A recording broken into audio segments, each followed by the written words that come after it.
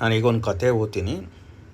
ಶೀರ್ಷಿಕೆ: ಶ್ರೇಷ್ಠ ವ್ಯಕ್ತಿಗೆ ಸೇವೆ ಸಲ್ಲಿಸಲು ಬಯಸಿದ ವ್ಯಕ್ತಿಯ ಕತೆ.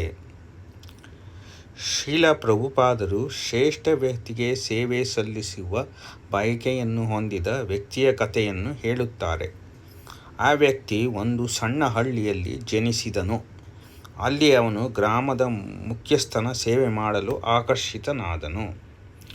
ಈ ಸಾಮರ್ಥ್ಯದಲ್ಲಿ ಅವನು ತುಂಬ ಸಂತೋಷಪಟ್ಟನು ಮತ್ತು ಮುಖ್ಯಸ್ಥನನ್ನು ಹಲವು ವಿಧಗಳಲ್ಲಿ ಮೆಚ್ಚಿಸಲು ಪ್ರಯತ್ನಿಸಿದನು.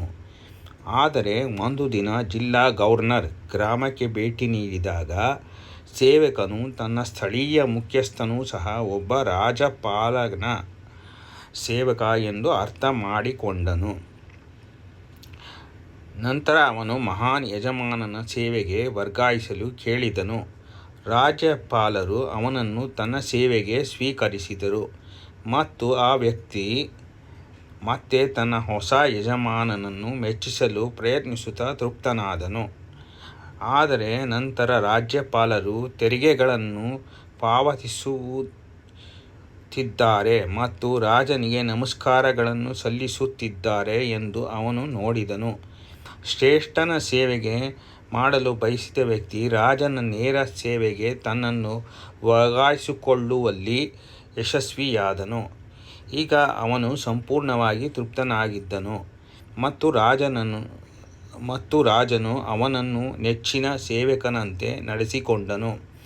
ಆದರೆ ಒಂದು ದಿನ ರಾಜನು ಒಬ್ಬಂಟಿಯಾಗಿ ಒಬ್ಬ ತಪಸ್ವಿಯನ್ನು ಪೂಜಿಸಲು ಮತ್ತು ಸೇವೆ ಮಾಡಲು ಕಾಡಿಗೆ ಹೋದದ್ದನ್ನು ಆ ವ್ಯಕ್ತಿ ನೋಡಿದನು.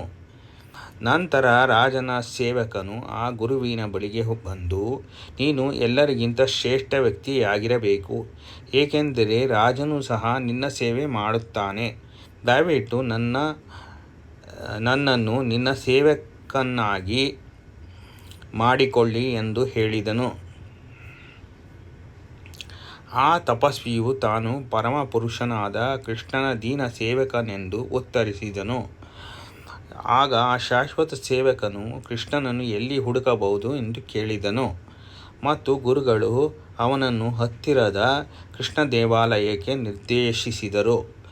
ಉತ್ಕಟ ಬಯಕೆಯಿಂದ ಸೇವಕನು ದೇವಸ್ಥಾನಕ್ಕೆ ಹೋದನು ಮತ್ತು ದೇವರು ಅವನನ್ನು ನಿಜವಾಗಿಯೂ ತನ್ನ ಸೇವಕನೆಂದು ಸ್ವೀಕರಿಸಿದನೆಂದು ದೇವರ ವಿಗ್ರಹದಿಂದ ನೇರ ಸೂಚನೆಯನ್ನು ಪಡೆದನು.